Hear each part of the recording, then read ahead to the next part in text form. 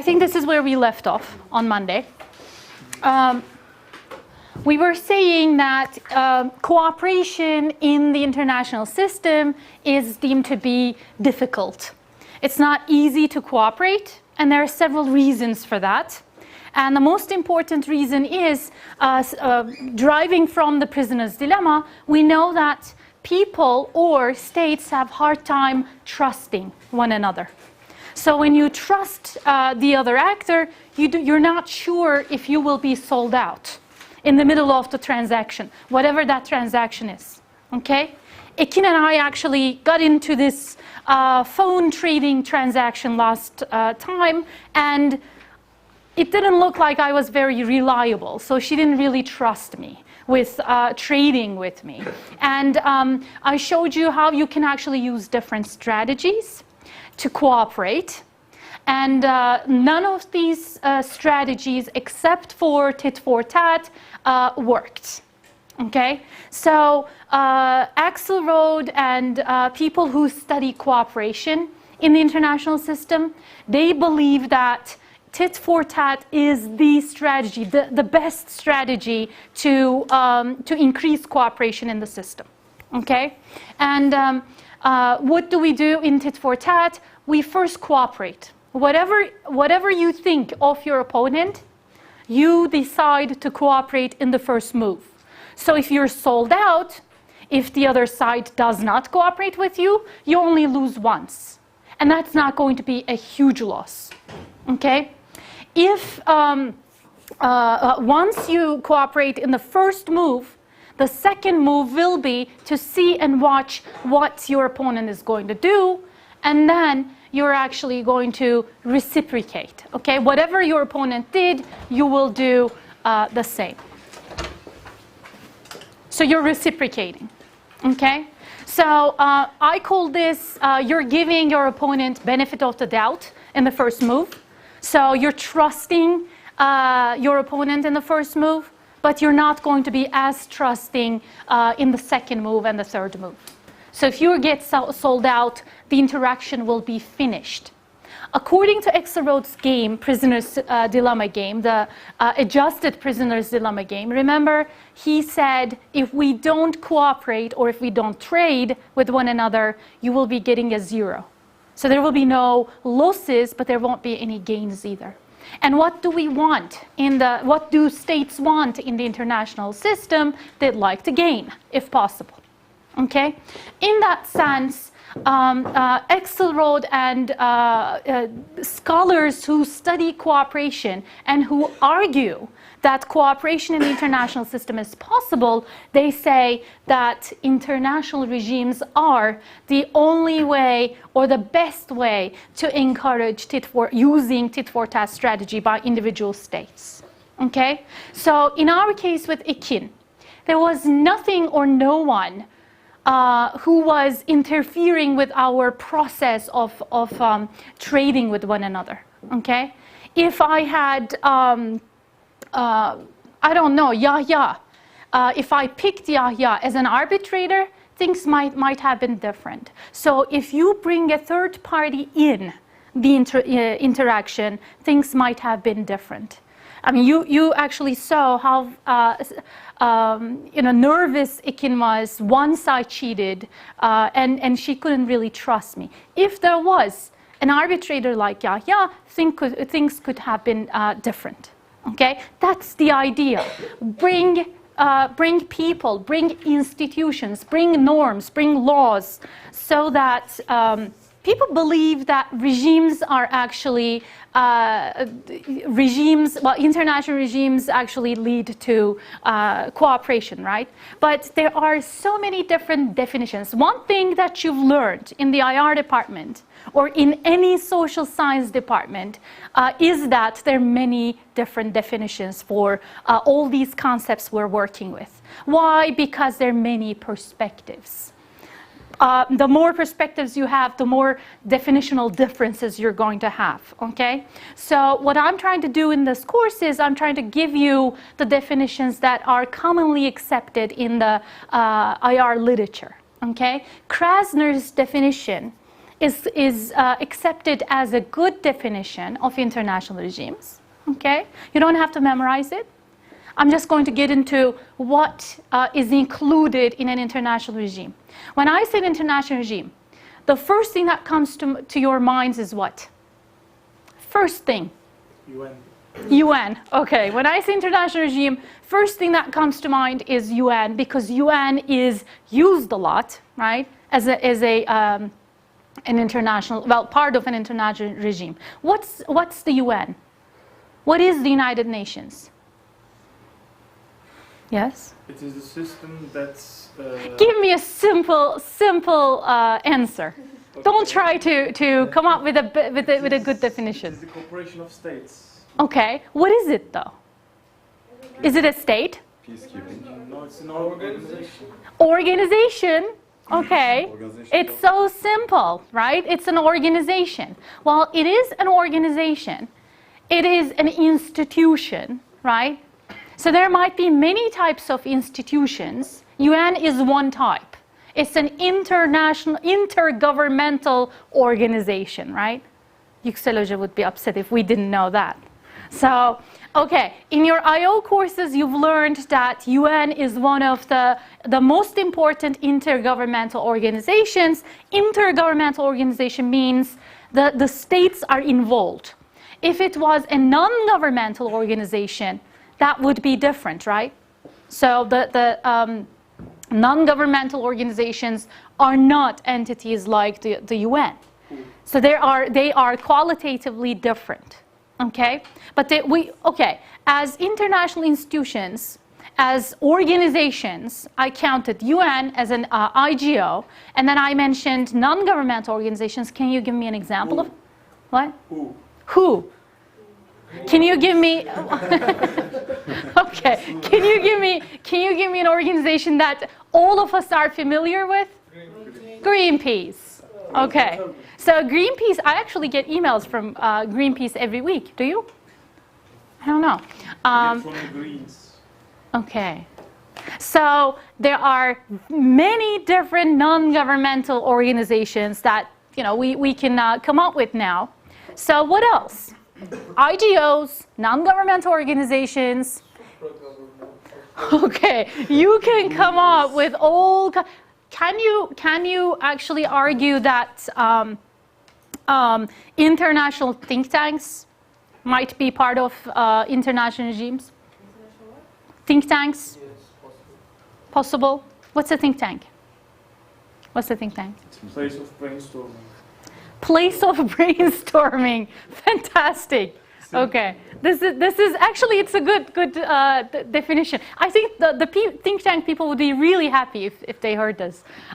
It is a place, these are places where research is carried out, right? Research on what? Research on anything. Environment, economy, peace, different regions, the Middle East. Anything can be researched, right? So there are those as well. Okay, how about several different norms, such as sovereignty? Sovereignty is a norm, right? I mean, it's not an ironclad law, but it's a norm, and states are not supposed to interfere with one another's business. If they're sovereign, if they're accepted as sovereign. So sovereignty, if they're not aggressive, okay. What's aggressive? So that's a whole different story there. Resolution number. Okay, so rules, norms are also parts of international regimes. When I say an international regime, you should not only think of organizations. You should also think of different rules. You should think of norms. You should think of procedures, certain ways of doing things, okay? International law. So you need to actually consider every single thing that comes to mind that is trying to organize the so-called system the system is an imagined thing, right? So there isn't actually a system that we can see, but some theories assume there is a system. And so international regimes, according to neoliberal institutionalist IR theory, a different strand of liberalism, right? Neoliberal institutionalism. According to that theory, international regimes actually increase cooperation through the use of norms, decision rules, procedures, international organizations, institutions. Okay? So we're not only talking about organizations, but we are mainly talking about organizations. And also, like I said, there are other rules and norms and procedures. Now, guys, convergence of that bring convergence of expectations. What's convergence of expectations? What does that mean? Compactness or togetherness. Togetherness of Expectations. expectations. Okay, that was very helpful. What did you say? Okay. Is it possible to unite all these different states' expectations? Something like consensus. Everyone wants Okay. The word that you use, consensus, is an important word here. So you are trying to get some kind of a consensus. When I ask the class, should we do a final exam? If you all go, no, that would be a unanimous decision. All the expectations of the students would converge, unite in that case, okay? A full convergence would be to unite the expectations. But in this case, it's not possible to actually have each and every state want the same thing and do the same thing, okay?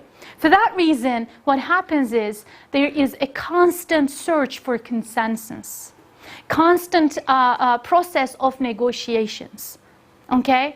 And Ekin and I would actually try to converge our expectations if there was an international regime on Monday that was helping us. On our own, we were not able to converge our expectations enough, and she felt that she's betrayed, and I felt that I'm building a reputation of a defector. No one is going to want to trade with me soon. Okay? So, in that sense, international regimes, from the neoliberal perspective, are quite helpful. Okay? Quite helpful to increase cooperation in the international system. Don't forget that the realists and liberals believe that there is indeed an international system, and in this international system, the structure of the system is anarchical, which means there's lack of central authority. There's no king to rule all of us, okay? And as a result, realists and liberals believe that there are international regimes that will try to bring cooperation. According to the realists, you will remember the hegemonic stability theory that we covered previously. What was hegemonic stability? If there was a hegemon in the system, there would be an international regime established by that hegemon, and that would lead to stability. In other words, having a hegemon was supposed to make the system a better place, a more stable place, from the realist perspective. Okay? From the liberal perspective, it's not having a hegemon, but it's having an international regime where states all take part in that regime. Hegemon or not hegemon will take part in that regime. IOs then will become an entity or will become what facilitates cooperation. That's the difference between the realist perspective and the liberal perspective in the simplest terms, okay? I'm simplifying it. So, in that sense, the realists might argue that, well, the regime belongs to the hegemon and the allies of the hegemon. So it's not really It's not really a regime where everyone has equal part in it. But the liberals, the neoliberals would argue that's how it is supposed to be. That's the only way to bring peace to the international system or to bring prosperity to the international system. Okay? So international regimes are viewed differently according to the realist paradigm and according to the liberal paradigm. Today, I'm looking at the liberal paradigm, okay, to the neoliberal institutionalist paradigm. And according to neoliberal institutionalists, Krasner's definition we covered, Kegley and Witkoff's definition is also a popular definition. And they talk about patterns of cooperation in a given issue area as reflected by the rules that make patterns predictable. What they're trying to say is whatever issue area we are talking about, we counted environment, we said economy, peace, right? So there are these different issue areas, and cooperation is what is intended, is what is aimed at. And so you build these rules and institutions to get that. I think that these definitions are quite similar, so I would prefer that you try to keep this one in mind, okay? Krasner's definition in mind. And so increasing, okay, 7 ways of increasing cooperation, 7 ways of international regimes increasing cooperation, that is. I tried to make it like a movie name, right? Is that what you remembered? What is it? Mevlana, okay. That's not what I was trying to do. I was trying to make it catchy so that you will remember it. There might be more than 7 ways. I'm actually giving you the most important ways that international regimes increase cooperation. Yes? I would only say there is only one way: don't cheat. Don't cheat is very difficult to achieve, so you have to actually guide states on how not to cheat or how not to want to cheat. See, the problem is, okay, this is actually in the, is it a utopia? No, according to the neoliberal institutions, it's not. Institutionalists believe it's not a utopia, and they prove it to you, actually. They say that every day we cooperate. You're here right now. You could be having coffee with your friend in Mozart Cafe, right? You could be, I don't know, at home. Sleeping at this hour would be weird, but at home doing something else. Right now, you're here. And that actually is cooperation. You're coming to your less preferred option, which is me, unfortunately, and that actually is cooperation. Okay, so you cooperate in so many different ways every day because there is a consensus between me and you. You know, I said if you don't come to half the classes, you will fail. So you're looking at you know your attendance. And you're trying to see if it has been half the classes for your attendance. And you realize that it is, and you rush to class. So there is cooperation going on in the world every day. And I can give you very simple examples. I can give you an example. Okay, you remembered attendance, right? I'll give you... Okay. All right. The attendance sheet is here. Very good. See, there is a consensus that I get with the attendance sheet, the cooperation that I get with the attendance sheet. So guys, it is for sure that people cooperate with one another every day in several different instances. States also cooperate with one another every day in several different instances. The neoliberal institutionalists argue that it's not utopic that cooperation is going to happen, but they accept that it's difficult. Okay? So no one here says that cooperation is very easy. Let's cooperate. Let's have, you know, cooperation all, in the world. They do say that, but it's difficult to achieve it. Okay? How do you achieve it? Neoliberal institutionalists argue that you achieve it through international regimes. So you establish international regime that's going to push you for cooperation. That's the point, okay? Why do international regimes actually increase cooperation? These are the reasons, these are the ways that I'm going to talk about, okay? So there could be 10, 12, 20. I picked the most important 7, okay? So, okay, how do international regimes, for example, international organizations within international regimes, increase cooperation? Well, the first thing is they lengthen the shadow of the future, according to Axelrod. Okay? What is lengthening the shadow of the future? What's the shadow of the future? Why do you come to class? One more class example. To pass the class. Is that your expectation? To learn in this class. Okay. Well, to pass, but to learn, but definitely pass. Okay. You don't always have one goal. You might have multiple simultaneous goals, right? So you want to learn and pass if possible. And if you learn, we assume that you'll pass, right? What else? You like me. Thank you very much. I like you too. So, nihilism, okay. So we came up with 3 different reasons now. What else? For the exchange students, do you actually have to, is it okay to pass the class? To not pass the class? You have to pass the class as well. Okay. Do you actually get a grade? Okay, it's a pass or fail. Okay. Oh, okay, I caught a great example here. It's a pass or fail, right? So if you do average, you'll be fine. If you pass the class, you'll be fine. You're not trying to get an A. It's a matter of pride. It's a matter of pride, he says.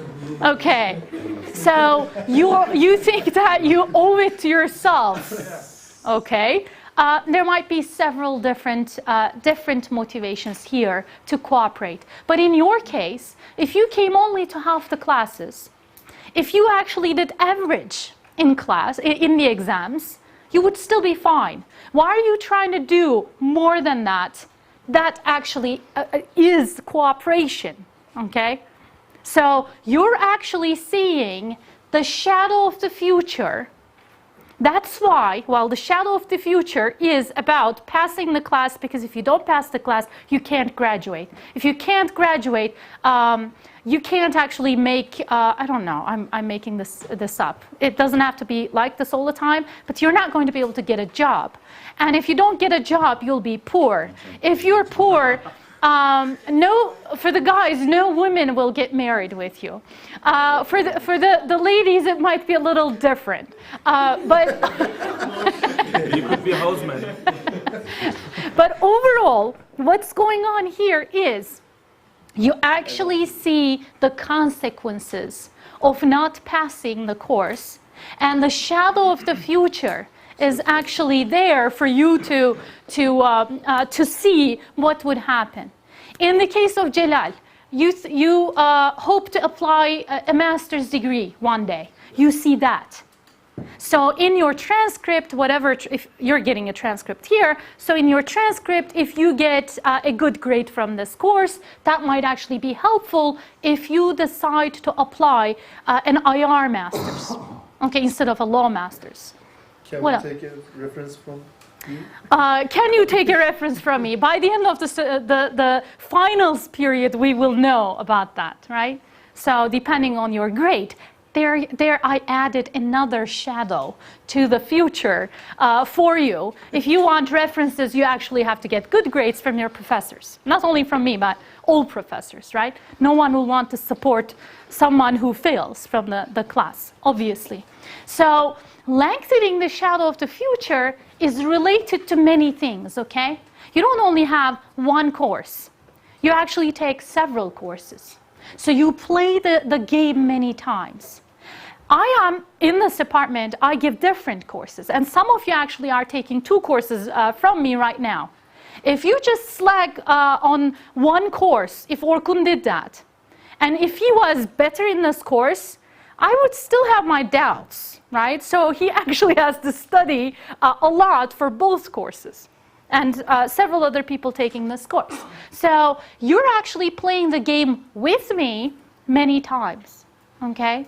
Or there is the possibility of playing the games with me many times. Let's assume that you decided to do a master's or a PhD at Bilkent IR department. There you go, you're going to take other courses with me. So there's the shadow of the future, there's this possibility that in this system, in this regime, I am the shadow, okay. So hopefully not, but I am the person that you will have to cooperate over and over and over again. Now, apply this logic to states. States also play many games in the same international system, or within the same international regime. They also play the game many times. For that reason, if they have a bad reputation, that is a reputation that will be hard to take back. Breaking game into many pieces. Lengthening the shadow of the future can be achieved through breaking the game into many pieces. And my best example comes from nuclear non-proliferation. Okay, let's assume that Nihal has 15 nuclear missiles. Okay, and Hussein has 20 nuclear missiles. So if I am an international organization that wants non-proliferation, what I should be doing is breaking the game into many pieces. How would I do that?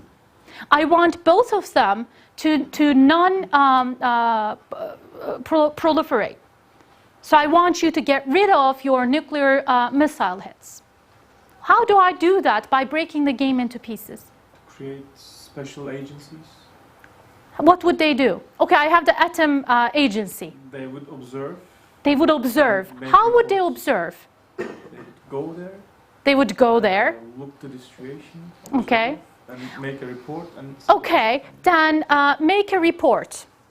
On the 5th of January 2012, Hussein and Nihal will be non-proliferating, getting rid of their nuclear missile heads. Made the appointment. I sent Iram to watch Hussein, right? You're in my agency. And I have Mehmet watching Nihal. And okay, at 2:15 p.m., the non-proliferation is supposed to take place. Will it? Depends. Iram is watching, Mehmet is watching, and suddenly Nihal actually, because Mehmet is watching, Nihal actually gets rid of all the missile heads, but Hussein changes his mind, and Iram is like, what are you doing? You have to get rid of them. And Hussein's like, I don't care. Get out of my country. So what happens? Did you actually break the game into many pieces, or did you actually only use an international organization to watch what's going on? What's the difference? How do you break the game into many pieces? Yes? Can we apply embargo and sanctions? You can, but here's the thing. She lost all the nuclear weapons she had. Let's assume that these are the two superpowers in the world, in the system. She doesn't have any missiles now. She's cheated, and he does. The whole system changed forever because you did not break the game into pieces. How do you break the game into pieces? Well, it's right that first you should get them to allow the inspectors. Then you should get them to agree that to not get more nukes. Mm-hmm. Then you should maybe say if you give up one, you give up one. So Okay. A lot left, but you give a little gift to show your. Okay. On the 5th, you decide that each state will get rid of one missile. On the 7th, one more. On another date, you get rid of another one, and another one, and another one. So breaking the game into many pieces will lengthen the shadow of the future, so that Hussein, if he gets rid of, if she gets rid of one and he decides he doesn't want to, one missile is not going to make a huge difference. Now you have 14 and he has 15. So that's still fine. You're not going to feel too bad. You will still be cheated, and there will be enmity between you guys. But at the same time, you'll still be okay. Okay? But if you actually decide to do it all at once, then that's not a good idea. That's exactly how the international regime did non-proliferation in reality. Okay? Between the US and Russia. So, yes. So, there are new strategies available. So the new strategy, tit for tat strategy, that is, the international regime can actually make sides, bring sides together and say, okay, here's the first move, you're going to cooperate now. And then you will reciprocate. In other words, the international regime can show the sides how to cooperate by teaching them the tit for tat strategy. Okay? A second way of increasing cooperation is changing the payoffs of the game. What were the payoffs of the game? In the prisoner's dilemma, when there were two prisoners, what were the payoffs? What would these guys get if they confessed? Remember? Both would have an advantage. I mean, both benefits. Okay, or the loss, right? The cost. 20 years, right? If one of them confessed, the other life in prison, and the other one gets off, right? So doesn't get any punishment. So these numbers that you saw were the payoffs. They were the cost or the benefit of the action, the strategy that was preferred. And in that sense, the international regimes can change the payoffs of the game. So as an international regime, in that sense, the detective was kind of the international regime there, right? Was changing the payoffs, changing the numbers. So the international regime can say, if you do this, then you're going to get more. If you do this, I'm going to give you, I'll ask the both parties to give 2% off from the quotas of trade, okay? So instead of more tariffs and quotas, they will be lowered.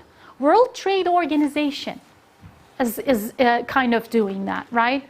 So you have several regional organizations, regional trade organizations especially are doing that.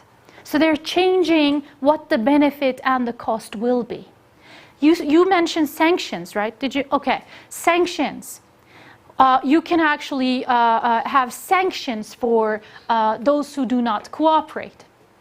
So what you actually do is you institutionalize rules for cooperation and defection, which means I can punish you if you defect, and I can actually reward you if you cooperate as the international regime. For that, the international regime needs to have several states that are contributing to it. So the United Nations gets contribution from all states that are member states. Okay? All states actually contribute to international organizations. And then these contributions get distributed in one way or another. Okay? Yeah. The reality is that in today's world, if you are a superpower, anybody intervene your issues easily. Mm-hmm. Because there are some bindings related to other countries, other states. So intervention. If you're not a superpower, you still. For example, USA and Russia, anybody intervene easily their issues with its own issues. You mean U.S. and Russia intervenes in other states' issues, yes. Right? Well, actually, you don't have to be United States or Russia to intervene in other states' issues. In the case of Libya, it was not the United States or Russia. It was actually France, and then Turkey got very much involved in the decision to intervene in Libya. So you don't have to be a superpower at all.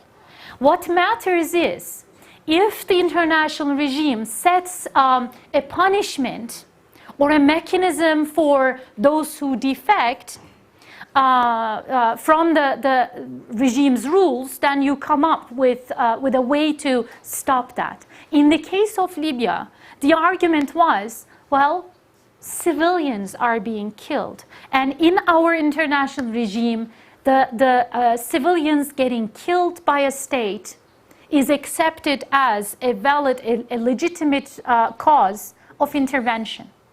Okay? So you can't, so the whole international community has implemented this unevenly. In Rwanda, it didn't really work, right? In Somalia, the international community intervened, but didn't really stay because there were too many losses of the soldiers that sent soldiers to Somalia. Now, guys, what looks like now is these ways might be used unevenly, unfairly, however you put it, okay? Critical theorists would argue that the international organizations and international regimes have become another tool for countries to exploit other countries. That's not what I'm discussing now, okay? We can criticize international regimes once we understand how they work, okay? So what matters here for us is, let's see how they work, okay? The institutionalized rules. Sanctions is one of those mechanisms, okay? Not many people know this, but Israel actually is very much criticized by the United Nations in terms of its actions in Palestine. It's condemned several times by UN resolutions. So there are several different varying degrees of sanctions, okay? We can't say that the only sanction that can be used is economic sanctions. You can actually condemn a state. You can appeal as an action the state carries out. You can use economic sanctions. You can use military sanctions and ban selling weapons to that state. Cultural, sure, you can actually alienate, isolate that state. So there are so many different ways of pushing states for cooperation and defection. Another important one is, let's keep the questions a little bit because I'm running out of time. Another issue is, another way is providing information to members. Now let me ask you something. I give the example of trade because neoliberal institutionalists give the example of trade a lot. They think that trading, issues of trading is easier to cooperate on, okay, compared to security issues.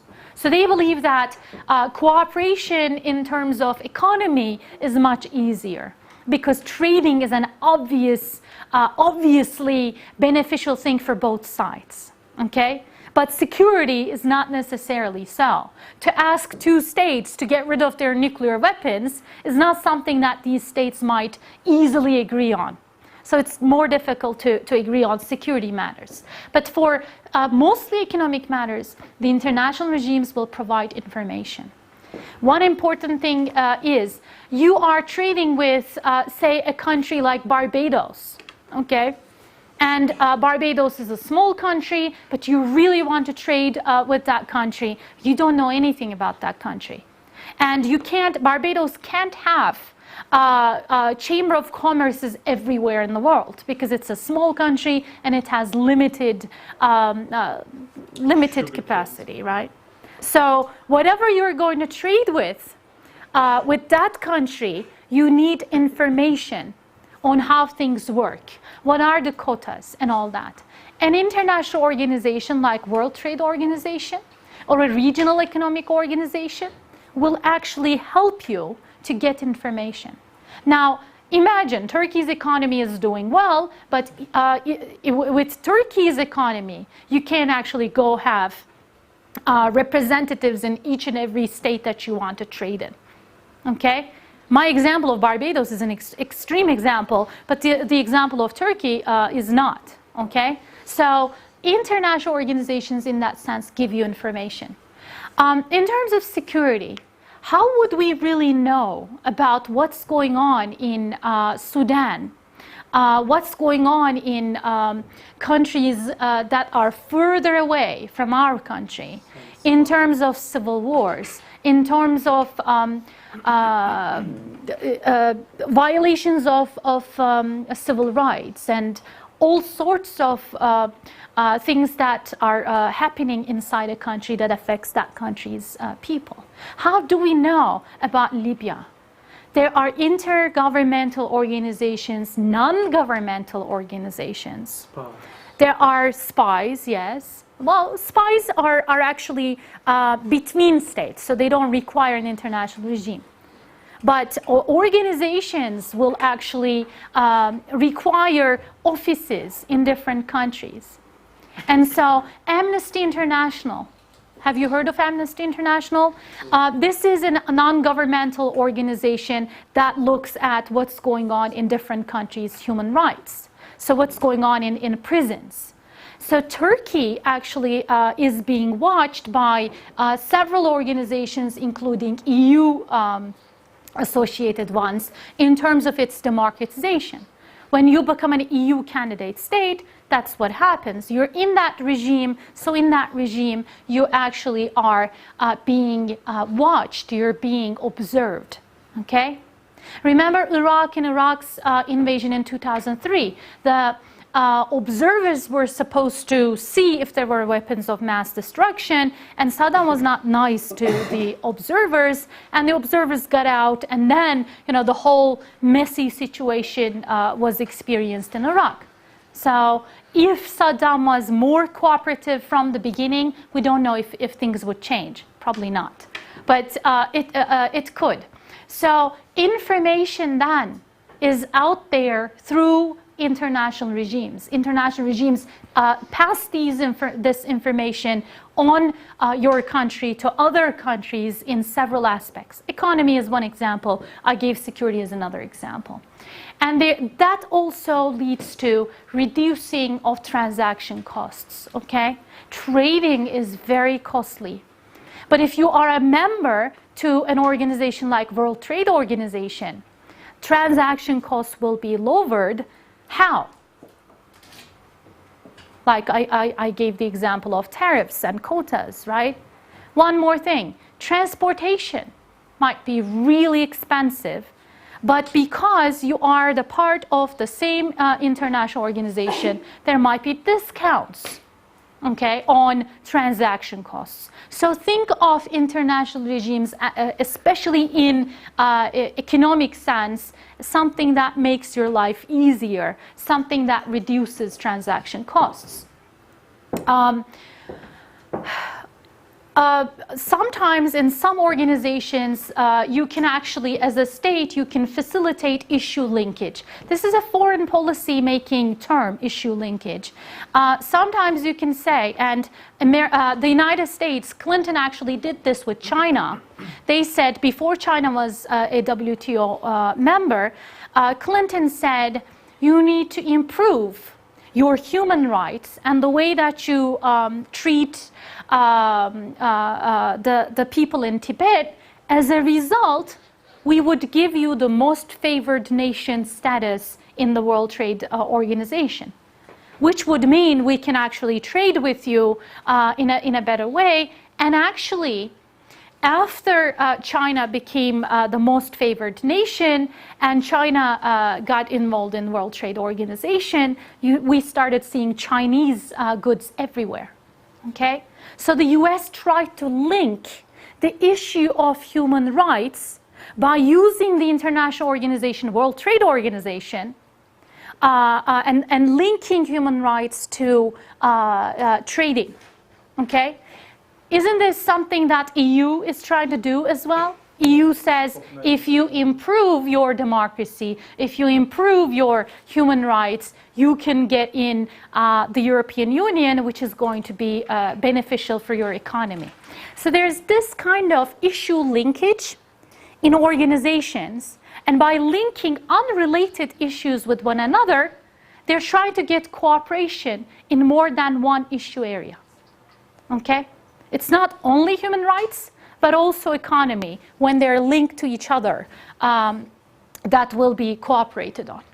Finally, redirecting hostility. Well, if there is hostility between states, or if there's hostility within a state, an international organization is trying to curb that, is trying to stop that, okay? So in the case of Rwanda, okay, it was quite unsuccessful, but what the UN tried to do is try to mediate between the sides before the genocide, okay? Didn't work, but it tried. Okay, and don't forget, this is something that I mention in most classes. International organizations such as the United Nations is not really designed to work with civil war countries. It's more designed to work with interstate conflicts, like conflicts between states, okay? And it's pretty much an organization that doesn't really, that isn't really prepared to deal with civil wars now. Okay, but it's trying to change that. So this whole peacekeeping mechanism that United Nations have has not been exactly successful, but it is something that the UN is working on. Okay, and also peacemaking, mediation as well. Greece and Turkey, you know, rivalry for many decades. And the European Union, the presence of European Union, the fact that Turkey wants to be an EU member changes or tries to change relations between Greece and Turkey. One of the most important problems for Turkey's candidacy to EU is the Cyprus issue. So EU is trying to link the issue of membership with Cyprus, solving the Cyprus issue, so that the hostilities within this issue will be stopped, okay? In these many ways, several ways, and Exerot talks about them, okay? You have cooperation increased, okay? But like we said, cooperation is difficult to achieve. And so it's very arbitrary, or it depends on individual states, what the individual states want, okay? You can't force a state to comply with the international regime. Are we able to push North Korea to comply with the current international regime? No. If you want, you can be out. Iran wants to be out. Iran does not want to be part of the current international regime because it argues that this is a regime dominated by the United States and Israel, and it's not going to accept it. Yes? I think a lot of states are being forced, actually, especially in Africa, because if you look at these international organizations, they're exploiting them, and they want to get out because they do need to trade, but the prices are set in a way that they don't benefit, and it's actually without their violating human rights. So, from a critical perspective, informally, right, not formally, but informally, it's possible to force states into doing things that they don't want to, okay? And in that sense, not only African states, the situation in Libya, you can actually take it as, or Syria also, you can take it as other states forcing states to do certain things. Like I said, in this current international regime, there are certain norms, certain organizations. If you don't comply with the international regime, I agree that there are consequences. Sometimes the consequences are informal. You know, you informally exploit another country, or sometimes, as in the case of Libya, you start bombing that country. As in the case of Iraq, you get in that country, okay? So I think this is still an issue that will be discussed a lot in international relations, and it is discussed a lot in international relations. The issue is, in economic terms, in security terms, in many areas, including environment, you can't formally force states always, but you can informally force states to do what the regime wants to do. from that perspective, neoliberal institutionalists are criticized a lot. You know, they argue that cooperation is possible and all that, and the critical theorists and realists will criticize them a lot. But still, the argument that the neoliberal institutionalists make is that cooperation is easier in the economic realm compared to the security realm, guys. Okay? Because the game is still perceived as a zero-sum game in the security realm. If I lose, you win kind of game. In economic realm, the game is supposed to be a less so, a more cooperative game. That's the argument of the neoliberal institutionalists. Now, I'm going to just wrap what we did up now. Now, we looked at, the last thing we looked at was international regimes in the system. Before that, we looked at imperialism, and we looked at nationalism and other different ideologies. And then we also looked at democracy. And we looked at how states evolved and how states dominated the international system.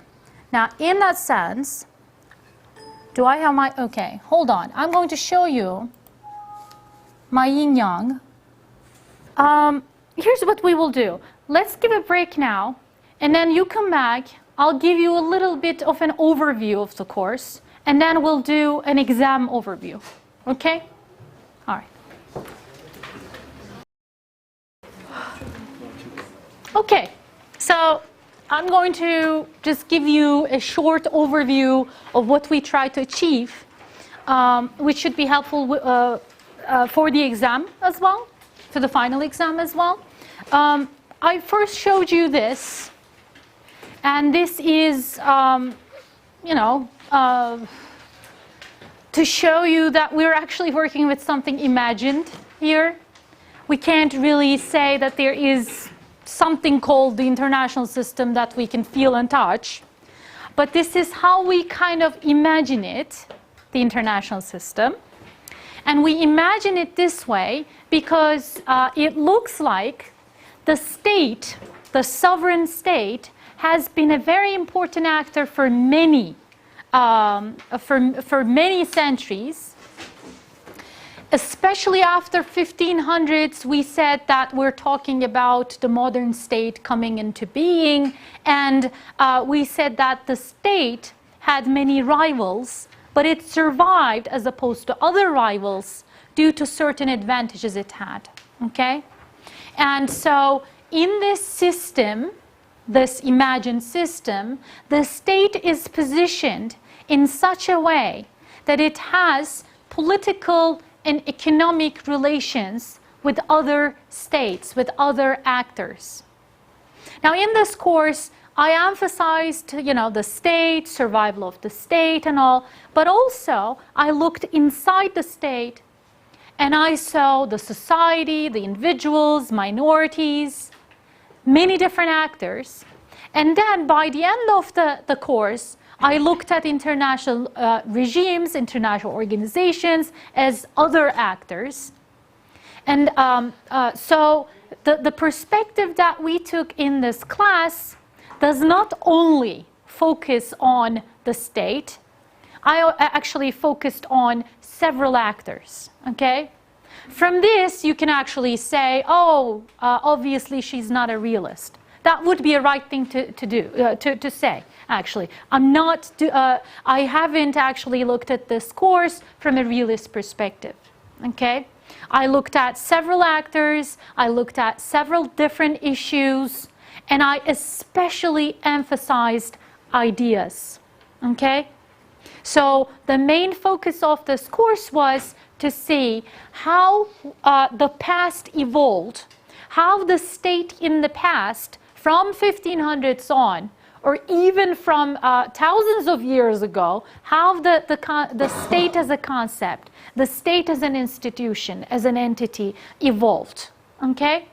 And then I argued that the evolution of the state and the evolution of this system where the state is functioning evolved in such a way that today we actually have the international structure that we have, or the world affairs are in a way that we see today because of this particular evolution. I tried to show you that if we had empires, formal empires today, things would have been different. And then I tried to show you why we don't have empires as opposed to states in the system today. Why don't we have city-states or city leagues? Why are we in this particular position in this system today? These were the questions, okay? So think of this course as a research done all throughout the semester. Our research question was then, how did the international system, international relations evolve over centuries with a focus on the actors and the ideas that affected the actors in the system? Okay? That was the major research question. You can write a book on this. Instead, a course was designed to answer this question. Okay? We have not fully answered the question. We can't in one course. I have to do like several different courses, one after another, to be able to fully answer the question. And I am not actually the expert of some aspects of what we are talking about. So I can't actually teach all these courses even if I wanted to. Okay? So what I did here is to really focus on what I know the best. And that was the war aspect of how the state evolved. Okay? So I've said that the economic system and the political system were very much affected by wars. Wars affected the regime types of states. War affected how minorities were treated, how women were treated. Wars affected social cohesion in the society, right? In the state. Wars affected the taxation systems. If you tax during a war or after a war, actually affected what kind of a regime will be observed. Remember, French Revolution was related to extraction of resources and people revolting against it, and because it was peacetime. We have mentioned things like location, geography, and wars. England was kind of lucky to be further away from the continent as opposed to France or Prussia, Germany, right? So we looked at what makes a state, economy and its politics and its people, okay? And more than that, we looked inside the state building process. And we said the state, following Sprout's argument, the state is very much related to, the survival of the state is very much related to its economic success. But I also said that states won wars. We don't actually talk about the losers in history. We talk about the winners. We explain why the winners win, right? And in that sense, those who won were states because of their advantages. They extracted resources. They taxed more efficiently in the system. And their economic development was much more efficient than other forms. Okay, I forget what I'm going to say if you keep talking. Okay? So city leagues had an advantage of having several cities and contributing economically. But there was a free riding problem, we said. City-states were rich. They were trading. Their economic extraction levels were great. But there were inner struggles and problems and rivalries. And also they were too small. And their mercenaries were not enough. So their state building process made them into sovereign states instead of city-states. Italy became a sovereign state as a result of that state-building process. And economic development, state building, and military revolution, all these three processes took place efficiently in nation states. That's why they became the ones, they survived, they became the ones that evolved into today's states. Today, it's still quite important who is following military revolution in the best possible way, who actually is working on state building in a more realistic way, who has more economic development. So in today's international relations, we are still interested in what we were interested in 500 years ago, these aspects of the state. Okay? And imagine, if I were you, I would think of this as several yin-yangs, or several of these forms, and each one of them actually have states, but also there are other IOs, right? NGOs, individuals. We didn't really get into it because we didn't have time, but groups like terrorist groups. There are several other actors, okay, in this system. And you can think of this as, imagine this as, you know, a huge system where there are these different actors. And what we focused on mostly was the state. But as the course went by, we looked at other actors as well. Okay? If I had more time, I would get into how the presence of non-state actors such as terrorist groups affects today's international system. I just didn't have time to do it all. So I picked international organizations instead. Okay? So in that sense, we're actually talking about the evolution of the state and other actors and the interactions of these states with one another. That's why in the study questions you have things like, okay, do you think that the US will stay as the future hegemon? This question is very relevant for this course because we've explained how a state like the US became the hegemon in the first place because they did better in all of these aspects that we mentioned.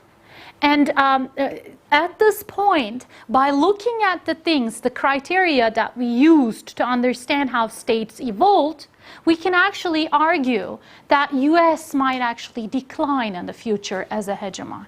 Or we can actually, some people may argue, no, it's a decline that can be stopped.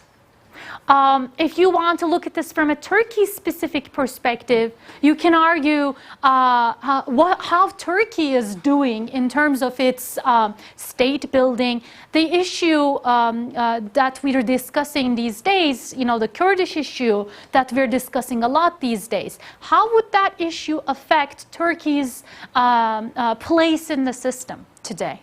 That might be an interesting thing to consider.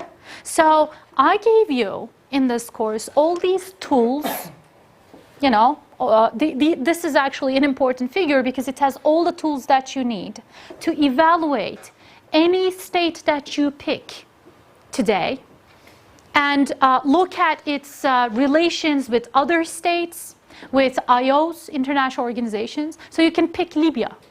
And you can say, well, Libya actually is not doing so well because it's, in terms of its state building, it has had problems, and it also has the international regime, the current international regime, intervene in the country, and this intervention will lead to changes in Libya's regime, in Libya's democracy. Maybe Libya will become a democracy, maybe not, we don't know.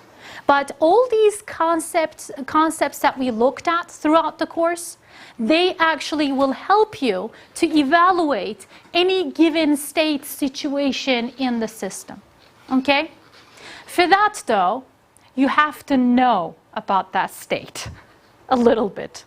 So if you're going to talk about the United States, you have to know a little bit about the United States economy. You have to at least know that the United States economy is in a decline, right? There's an unemployment problem in the United States. Or if we're dealing with Turkey, you have to know a little bit about Turkey to be able to comment on what Turkey is doing, how Turkey is doing, and how it will be doing in the system in the future. Okay? So we've looked at how the system structure affects the actors and how the actors affect the system structure. The main assumption of the systemic theories was that there is a system, that system structure, whatever that system structure is, it's important.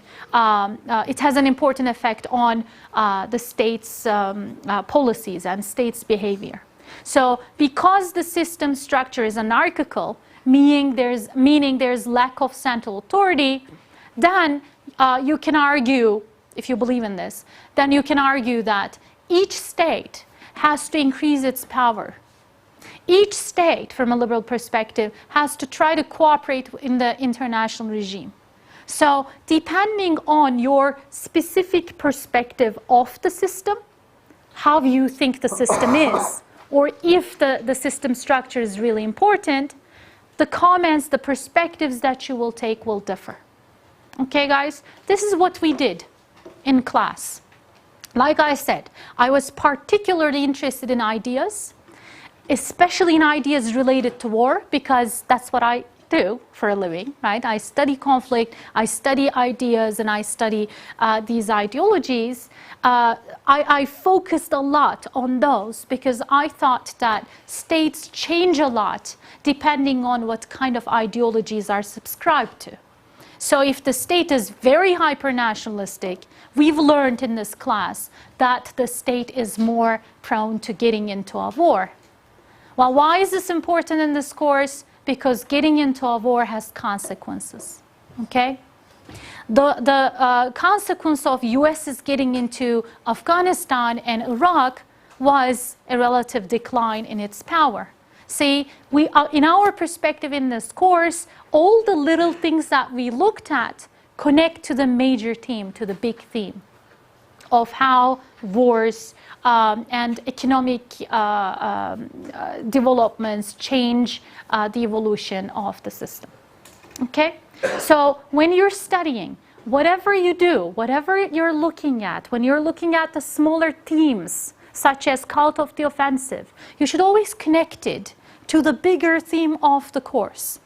Okay, how is this little theme connected to the big theme? And the big theme is the evolution of the change of the system. Where is the system? Where is the actors in the system going?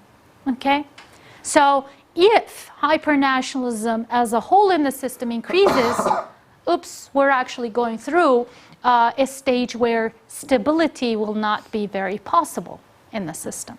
So that's one of the things that you can do. I would recommend brainstorming in that sense, okay? Look at the topics and think of them as, okay, how is this connected to how the system has changed and how the system will change in the future, okay? Well, thank you for a great semester. I think we did great this semester. I think you were very attentive. I was very happy with the participation, and we also thank Emre Bey, who has been recording us, and this will be it for the semester. Thanks.